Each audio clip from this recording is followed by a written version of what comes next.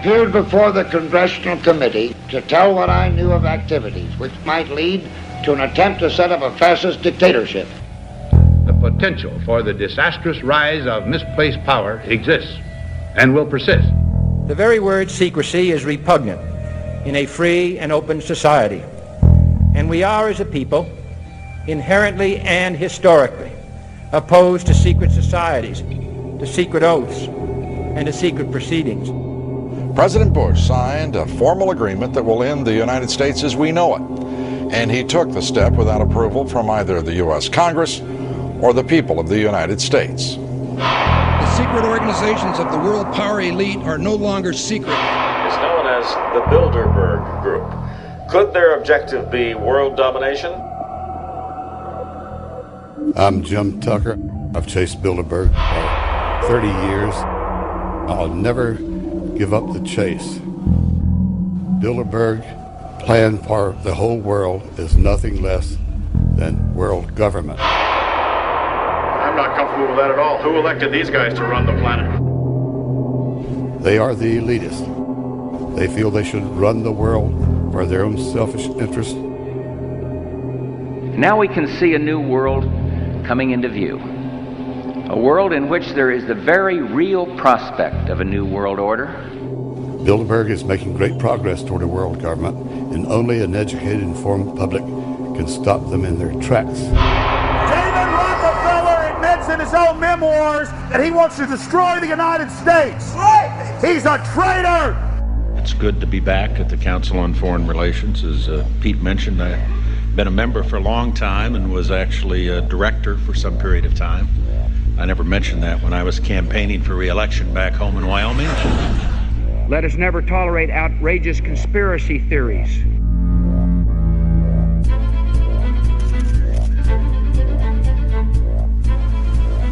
I need you to move off the property, please. Some shots were fired.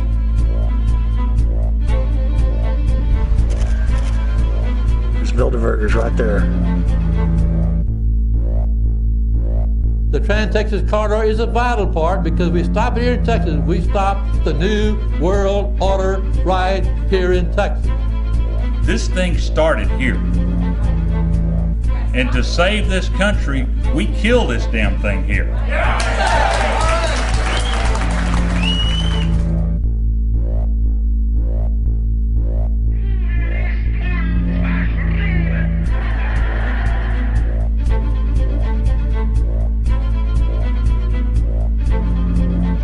There is a chance for the President of the United States to carry out a phrase his father used, and that is a new world order.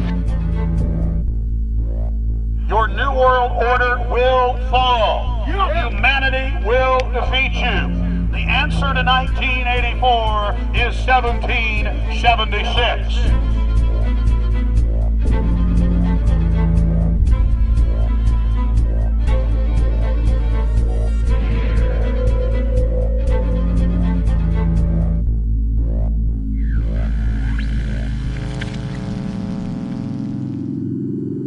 In the near future, Earth is dominated by a powerful world government.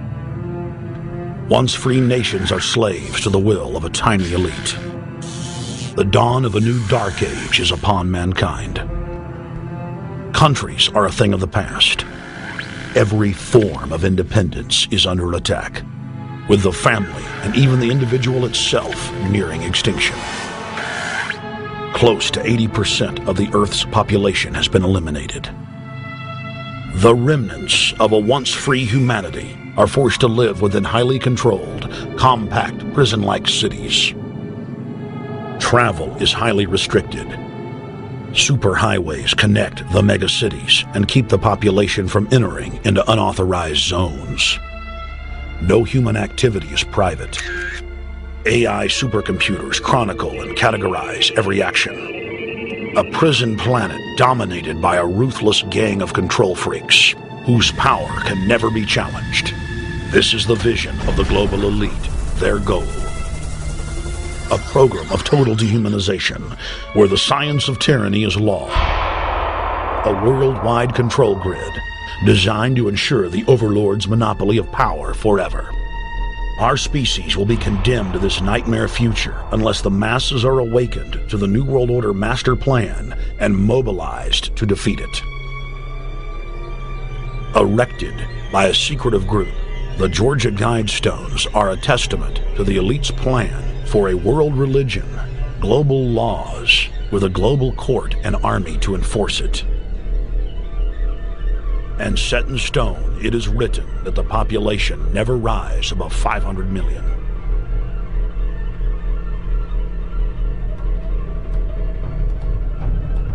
In this film, you will learn how our world is truly governed. You will see how highly secretive roundtable groups interlock to form a global intelligence network. This group has been steering planetary affairs for hundreds of years. Now, in the final stage, they prepare for open world government. A goal tyrants throughout history have lusted after. Dr. Michael Kaufman is a published ecologist specializing in ecosystem research, forest ecology, and ecosystem classification. Dr. Kaufman played a key role in blocking the ratification of the Convention on Biological Diversity in the U.S. Senate. The concept of a New World Order has been around for centuries. It's been receiving tremendous play over the last half of the 20th century.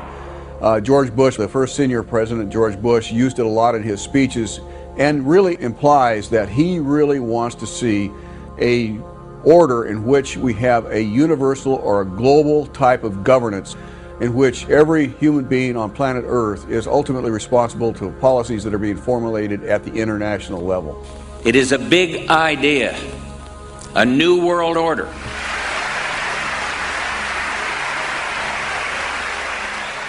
President Bush said that the New World Order was in tune, and that's what they were working for. The UN is part of that government. They're working right now very significantly for a North American Union. That's why there's a lot of people in Washington that don't care too much about our borders. They have a philosophical belief that national sovereignty is not important. It's also the reason I have made very strong suggestion that we need not be in the United Nations for our national security.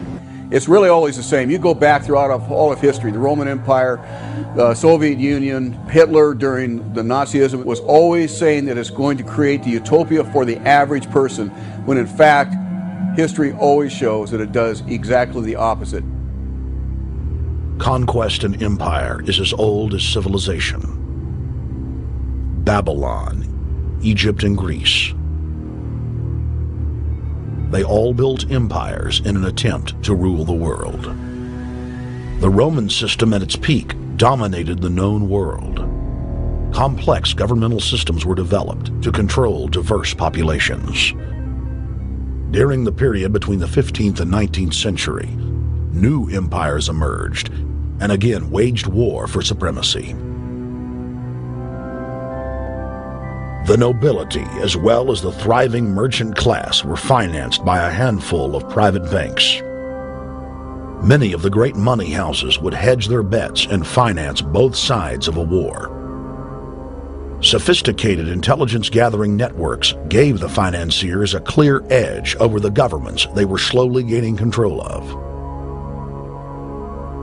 On the 18th of June, 1815, agents of the British arm of the Rothschild family looked on as Emperor Napoleon Bonaparte fought desperately to save his army from the jaws of a British-Prussian pincer attack. A Rothschild agent was able to get the news of Napoleon's defeat at the hands of Lord Wellington to Nathan Rothschild, a full 20 hours before the news reached London. Nathan, the head of the British arm of the Rothschild family, put out the rumor to the London Stock Exchange that Napoleon had won the war. Stocks plunged by 98%, and Rothschild was then able to buy up the entire British economy for pennies on the pound. When the news of Napoleon's defeat finally arrived, stocks soared. Britain was now the undisputed ruler of Europe, and Rothschild ruled England. The already dominant British Empire grew even more aggressive. Her troops and bureaucracy spread across the globe. The sun never set on Britannia's holdings. The banking cartel funded, in fact, since about 1800, they have funded both sides of almost every war. And of course, they're getting the interest off of the loans that they've given the various governments and the wars that they have actually helped stimulate and create.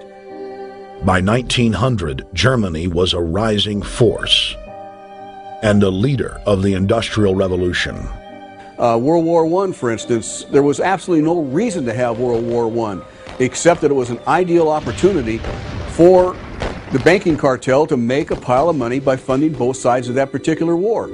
On June 28, 1914, the heir to the Austrian-Hungarian throne, Archduke Franz Ferdinand, was assassinated while traveling in a motorcade.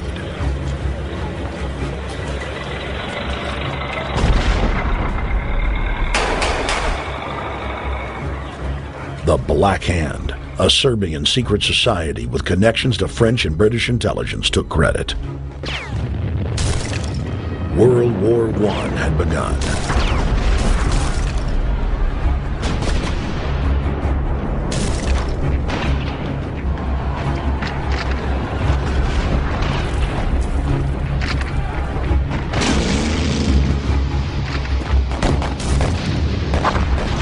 Armaments companies financed by Rothschild-controlled banks in Germany, France, England, and Austria bankrolled all the factions.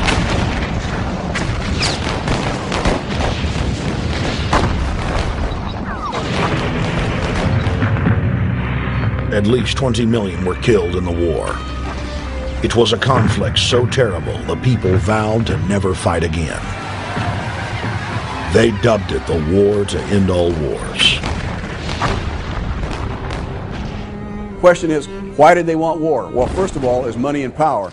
But secondly, they wanted to create the League of Nations. They had this in their plans all along, and as a consequence, once the war was over or about to be over, they began to formulate this idea of a League of Nations so this would never ever happen again. Hundreds of years of practice made the British experts at hiding their empire behind puppet governments and councils. In the name of stopping all future conflicts, they proposed that countries would join a League of Nations. Their true intention was for the League to serve as a framework for world government. President Woodrow Wilson, who had spearheaded the establishment of the private Federal Reserve System in the United States in 1913, strongly supported the establishment of the League of Nations. Woodrow Wilson was a very naive president. He was basically a college professor that was grafted into this whole system. The League convened in Paris in 1919, but many nations recognized it as a threat to their sovereignty and refused to join. Frustrated by the U.S. Congress blocking the League of Nations, British intelligence, with the help of the Rockefeller family, set up the Council on Foreign Relations in New York City in 1921. The Council recruited the best and brightest of American life to support the growth of the Anglo-American Empire. The CFR's stated mission is to abolish all nation-states in favor of an all-powerful world government administered by a tiny elite. By 1930, the promoters of world government had split into two interlocking camps: the Fabian socialists centered in London, and the fascists based in Italy and Germany. National Socialism will use its own revolution for establishing a new world order. Adolf Hitler. Supporters of the fascists in the United States and England believed that the military should be used to quickly transform the world into a new world order. All the more sophisticated practitioners of globalism stated that incrementalism was the sure path to world domination. Congressional Medal of Honor winner Major General Smedley Butler went public in 1934, exposing an attempt by the robber barons to launch a military overthrow of the United States. The war hero testified to the McCormick-Dickstein